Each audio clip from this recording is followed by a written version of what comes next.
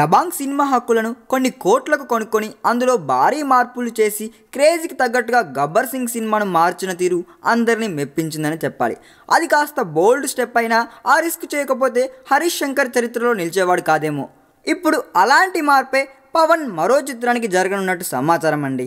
పవన్ కళ్యాణ్ హీరోగా నటించనున్న కాటమరాయుడు సినిమాని మొదట్లో తమిళ దర్శకుడు సూర్య తెరకెక్కించాల్సి ఉంది. అయితే అనుకోని కారణాల వల్ల సూర్య ప్రాజెక్ట్ నుండి తప్పుకున్నాడు. ఈ స్క్రిప్ట్ని తమిళ నట అజిత్ నటించి విజయం సాధించిన వీరం చిత్రాన్ని బేస్గా తీసుకొని రాశారు.